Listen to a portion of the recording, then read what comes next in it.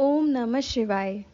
शिव पुराण के रुद्र संहिता के प्रथम खंड अर्थात जिसे सृष्टि खंड भी कहते हैं, इसके पहले अध्याय में ऋषियों के प्रश्न के उत्तर में नारद ब्रह्म संवाद की अवतारणा करते हुए सूत जी का उन्हें नारद मुंह का प्रसंग सुनाना, काम विजय के गर्व से युक्त हुए नारद का शिव, ब्रह्मा तथा विष्णु के पास जाकर अपने तप का प्रभाव बताना, इन सभी बातों का वर्णन किया गया है। जो विश्व की उत्पत्ति, स्थिति और लय आदि के एकमात्र कारण हैं, गौरी गिरिराज कुमारी उमा के पति हैं, तत्वज्ञ हैं, जिनकी कीर्ति कहीं अंत नहीं है, जो माया के आश्रय होकर भी उससे अत्यंत दूर हैं तथा जिनका स्वरूप अचिंत्य है, उन विमल बोध स्वरूप भगवान शिव को मैं प्रणाम करता हूँ। मैं स्वभाव से ही उन अनादि शांत स्वरूप एकमात्र पुरुषोत्तम शिव की वंदना करता हूँ, जो अपनी माया से इस संपूर्ण विश्व की सृष्टि करके आकाश की भांति इसके भीतर और बाहर स्थित हैं। जैसे लोहा चुंबक से आकृष्ट होकर उसके पास ही लटका रहता है, उसी प्रकार ये सारे जगत सदा सब और जिसके आसपास ही भ्रमण करते हैं, जिन्होंने अपने से ही प्रपंच को रचने की विधि बताई थी, जो सबके भीतर अंतर्यामी रूप से विराजमान है तथा जिनका अपना स्वरूप अत्यंत गूढ़ है, उन भगवान शिव की मैं सादर वंदना करता हूँ। आगे व्यास जी कहते हैं, जगत के पिता भगवान शिव, जगन्माता कल्याणमयी पार्वती तथा उनके पुत्र गणेश जी को नमस्कार करके हम इस पुराण का वर्णन करते हैं। एक समय की बात है, नैमिषारण्य में निवास करने वाले शौनक आदि सभी मुनियों ने उत्तम भक्ति भाव के साथ सूत जी से पूछा। ऋषि बोले, महाभाग सूत जी, विद्वेश्वर संहिता की जो साध्य साधन खंड नामावली शुभ एवं उत्तम कथा है, उसे हम लोगों ने सुन लिया। उसका आदि भाग बहुत ही रमणीय है तथा वह शिव भक्तों पर भगवान शिव का वात्सल्य स्नेह प्रकट करने वाली है। विद्वन, अब आप भगवान शिव के परम उत्तम स्वरूप का वर्णन कीजिए, साथ ही शिव और पार्वती के दिव्य चरित्रों का पूर्ण रूप से श्रवण कराइए। हम पूछते हैं, निर्गुण महेश्वर लोक में सगुण रूप कैसे धारण करते हैं? हम सब लोग विचार करने पर भी शिव के तत्व को समझ नहीं पाते। सृष्टि के पहले भगवान शिव किस प्रकार अपने स्वरूप से स्थित होते हैं, फिर सृष्टि के मध्यकाल में वे भगवान किस तरह क्रीड़ा करते हुए सम्यक व्यवहार बर्ताव करते हैं, और सृष्टि कल्प का अंत होने पर वे महेश्वर देव किस रूप में स्थित रहते हैं। लोक कल्याणकारी शंकर कैसे प्रसन्न होते हैं और प्रसन्न हुए माहेश्वर अपने भक्तों तथा दूसरों को कौन सा उत्तम फल प्रदान करते हैं, यह सब हमसे कहिए। हमने सुना है कि भगवान शिव शीघ्र ही प्रसन्न हो जाते हैं। वे महान दयालु हैं, इसलिए अपने भक्तों का कष्ट नहीं देख सकते। ब्रह्मा, विष्णु और महेश, ये तीन देवता शिव के ही अंग से उत्पन्न हुए हैं। उनके प्राकट्य की कथा तथा उनके विशेष चरित्रों का वर्णन कीजिए। प्रभु, आप उमा के आविर्भाव और विवाह की भी कथा कहिए। विशेषतः उनके गृहस्थ धर्म का और अन्य लीलाओं का भी वर्णन कीजिए। निष्पाप सूत जी, हमारे प्रश्न के उत्तर में आपको ये सब तथा दूसरी बातें भी अवश्य कहनी चाहिए। फिर सूत जी ने कहा, मुनीश्वरों, आप लोगों ने बड़ी उत्तम बात पूछी है। भगवान सदाशिव की कथा में आप लोगों की जो आंतरिक निष्ठा हुई है, इसके लिए आप धन्यवाद के पात्र हैं। ब्राह्मणों, भगवान शंकर का गुणानुवाद सात्विक, राजस और तामस तीनों ही प्रकृति के मनुष्यों को सदा आनंद प्रदान करने वाला है। पशुओं की हिंसा करने वाले निष्ठुर कसाई के सिवा दूसरा कौन पुरुष है जो उस गुणवान देव को सुनने से ऊब सकता है? जिनके मन में कोई तृष्णा नहीं है। ऐसे महात्मा पुरुष भगवान शिव के उन गुणों को गान करते हैं, क्योंकि वह गुणावली संसार रूपी रोग की दवा है। मन तथा कानों को प्रिय लगने वाली और संपूर्ण मनोरथों को देने वाली है। ब्राह्मणों, आप लोगों के प्रश्न के अनुसार मैं यथा बुद्धि प्रयत्न पूर्वक शिवलीला का वर्णन करता हूँ। आप आदर पूर्वक सुने। जैसे आप लोग पूछ रहे हैं, उसी प्रकार देवर्षि नारद जी ने शिव रूपी भगवान विष्णु से प्रेरित होकर अपने पिता से पूछा था। अपने पुत्र नारद का प्रश्न सुनकर शिव भक्त ब्रह्मा जी का चित्त प्रसन्न हो गया और वे उन मुनि शिरोमणि को हर्ष प्रदान करते हुए प्रेम पूर्वक भगवान शिव के यश का गान करने लगे। एक समय की बात है, मुनि शिरोमणि विप्रवर नारद जी ने, जो ब्रह्मा जी के पुत्र हैं, विनित चित्त हो तपस्या में मन लगाया। हिमालय पर्वत में कोई एक गुफा थी जो बड़ी शोभा से संपन्न दिखाई देती थी। उसके निकट देव नदी गंगा निरंतर वेग पूर्वक बहती थी। वहां एक महान दिव्य आश्रम था जो नाना प्रकार की शोभा से सुशोभित था। दिव्यदर्शी नारद जी तपस्या करने के लिए उसी आश्रम में गए। उस गुफा को देखकर मुनिवर नारद जी बड़े प्रसन्न हुए और सुदीर्घ काल तक वहां तपस्या करते रहे। उनका अंतकरण शुद्ध था।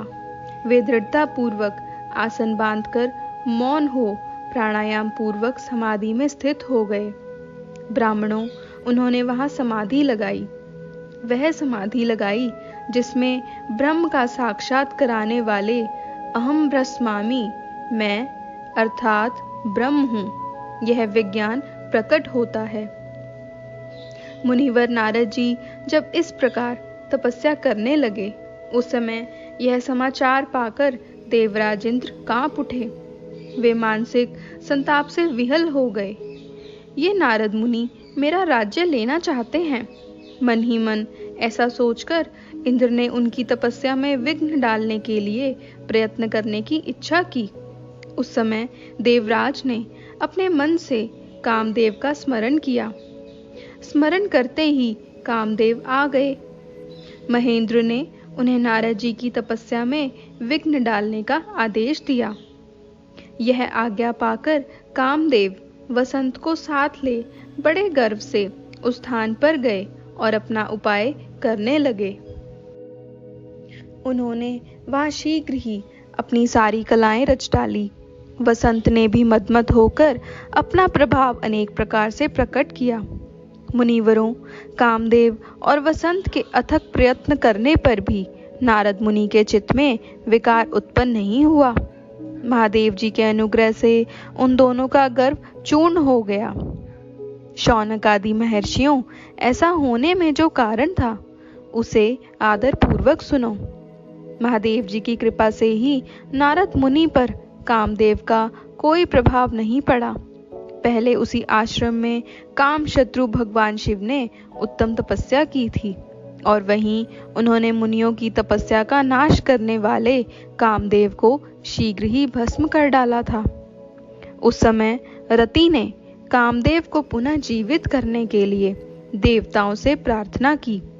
तब देवताओं ने समस्त लोकों का कल्याण करने वाले भगवान शंकर से याचना की।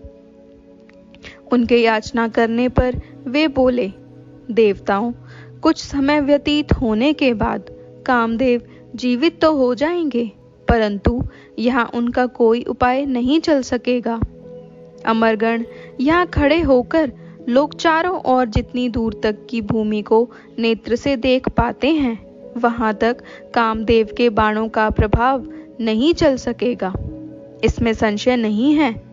भगवान शंकर की इस उक्ति के अनुसार उस समय वह नारद जी के प्रति कामदेव का निजी प्रभाव मिथ्या सिद्ध हुआ। वे शीघ्र ही स्वर्गलोक में इंद्र के पास लौटे। वहां कामदेव ने अपना सारा वृतांत और मुनि का प्रभाव कह सुनाया। तत्पश्चात इंद्र की आज्ञा से वे वसंत के साथ अपने स्थान को लौट गए। उस समय देवराज इंद्र को बड़ा विस्मय हुआ। उन्होंने नारद जी की भूरी भूरी प्रशंसा की, परंतु शिव की माया से मोहित होने के कारण वे उस पूर्व वृतांत को स्मरण न कर सके। वास्तव में इस संसार के भीतर सभी प्राणियों के लिए शंभु की माया को जानना अत्यंत कठिन है। जिसने भगवान शिव के चरणों में अपने आप को समर्पित कर दिया है, उस भक्त को छोड़कर शेष सारा जगत उनकी माया से मोहित हो जाता है। नारद जी भी भगवान शंकर की कृपा से वहां चिरकाल तक तपस्या में लगे रहे। जब उन्होंने अपनी तपस्या को पूर्ण हुई समझा, तब वे मुनि उससे विरक्त हो गए। कामदेव पर मेरी विजय हुई, ऐसा मानकर उन मुनीश्वर के मन में व्यर्थ ही गर्व हो गया। भगवान शिव की माया से मोहित होने के कारण उन्हें यथार्थ बात का ज्ञान नहीं रहा। वे यह नहीं समझ सके कि कामदेव के पराजित होने में भगवान शंकर का ही प्रभाव का कारण है। उस माया से अत्यंत मोहित हो मुनि शिरोमणि नारद अपना काम विजय संबंधी वृतांत बताने के लिए तुरंत ही कैलाश पर्वत पर गए। उस समय वे विजय के मद से उन्मत्त हो रहे थे। वहां रुद्रदेव को नमस्कार करके गर्व से भरे हुए मुनि ने अपने आप को महात्मा मानकर तथा अपने ही प्रभाव से कामदेव पर अपनी विजय हुई समझकर उनसे सारा वृतांत कह सुनाया। वह सब सुनकर भक्त वत्सल भगवान शंकर ने नारद जी से, जो अपनी ही माया से मोहित होने के कारण काम विजय के यथार्थ कारण को नहीं जानते थे और अपने विवेक को भी खो बैठे थे, उनसे कहा। रुद्र बोले, तात नारद, तुम बड़े विद्वान हो, धन्यवाद के पात्र हो, परंतु मेरी यह बात ध्यान देकर सुनो। अब से फिर कभी ऐसी बात कभी न कहना। विशेषतः भगवान विष्णु के सामने इसकी चर्चा कदापि न करना। तुमने मुझसे अपना जो वृतांत बताया है, उसे पूछने पर भी दूसरों के सामने न कहना। यह सिद्धि संबंधी वृतांत सर्वथा गुप्त रखने योग्य है। इसे कभी किसी पर प्रकट नहीं करना चाहिए। तुम मुझे विशेष प्रिय हो, इसीलिए अधिक जोर देकर मैं तुम्हें यह शिक्षा देता हूँ और इसे न कहने की आज्ञा देता हूँ, क्योंकि तुम भगवान विष्णु के भक्त हो और उनके भक्त होते हुए ही मेरे अत्यंत अनुगामी हो। इस प्रकार बहुत कुछ कहकर संसार की सृष्टि करने वाले भगवान रुद्र ने नारद जी को शिक्षा दी। अपने वृतांत को गुप्त रखने के लिए उन्हें समझाया बुझाया, परंतु वे तो शिव की माया से मोहित थे, इसलिए उन्होंने उनकी दी हुई शिक्षा को अपने लिए हितकर नहीं माना। तदनंतर मुनि शिरोमणि नारद ब्रह्मलोक में गए। वहां ब्रह्मा जी को नमस्कार करके उन्होंने कहा, पिताजी, मैंने अपने तपोबल से कामदेव को जीत लिया है। उनकी वह बात सुनकर ब्रह्मा जी ने भगवान शिव के चरणार विंदों के चिंतन किया और सारा कारण जानकर अपने पुत्र को यह सब कहने से मना किया, परंतु नारद जी शिव की माया से मोहित थे, अतएव उनके चित्त में मद का अंकुर जम गया था, उनकी बुद्धि मारी गई थी। इसलिए नारद जी अपना सारा वृतांत भगवान विष्णु के सामने कहने के लिए वहां से शीघ्र ही विष्णु लोक में गए। नारद मुनि को आते देख भगवान विष्णु बड़े आदर से उठे और शीघ्र ही आगे बढ़कर उन्होंने मुनि को हृदय से लगा लिया। मुनि के आगमन का क्या हेतु है, इसका उन्हें पहले से ही पता था। नारद जी को अपने आसन पर बिठाकर भगवान शिव के चरणार विंदों का चिंतन करके श्री हरि ने उनसे पूछा। भगवान विष्णु बोले, तात, कहाँ से आते हो? यहाँ किस लिए तुम्हारा आगमन हुआ है? मुनि श्रेष्ठ, तुम धन्य हो, तुम्हारे शुभागमन से मैं पवित्र हो गया। भगवान विष्णु का यह वचन सुनकर गर्व से भरे हुए नारद मुनि ने मद से मोहित होकर अपना सारा वृतांत बड़े अभिमान के साथ कह सुनाया। नारद मुनि का वह अहंकार युक्त वचन सुनकर मन ही मन भगवान विष्णु ने उनकी काम विजय के यथार्थ कारण को पूर्ण रूप से जान लिया। तत्पश्चात श्री विष्णु बोले, मुनि श्रेष्ठ, तुम धन्य हो, तपस्या के तो भंडार ही हो। तुम्हारा हृदय भी बड़ा उदार है। मुने, जिसके भीतर भक्ति, ज्ञान और वैराग्य नहीं होते, उसी के मन में समस्त दुखों को देने वाले काम, मोह आदि विकार शीघ्र उत्पन्न होते हैं। तुम तो नैष्ठिक ब्रह्मचारी हो और सदा ज्ञान वैराग्य से युक्त रहते हो, फिर तुम में काम विकार कैसे आ सकता है? तुम तो जन्म से ही निर्विकार तथा शुद्ध बुद्धि वाले हो। श्रीहरि की कही हुई ऐसी बहुत सी बातें सुनकर मुनि शिरोमणि नारद जोर जोर से हंसने लगे और मन ही मन भगवान को प्रणाम करके इस प्रकार बोले। नारद जी ने कहा, स्वामिन, जब मुझ पर आपकी कृपा है, तब बेचारा कामदेव अपना क्या प्रभाव दिखा सकता है?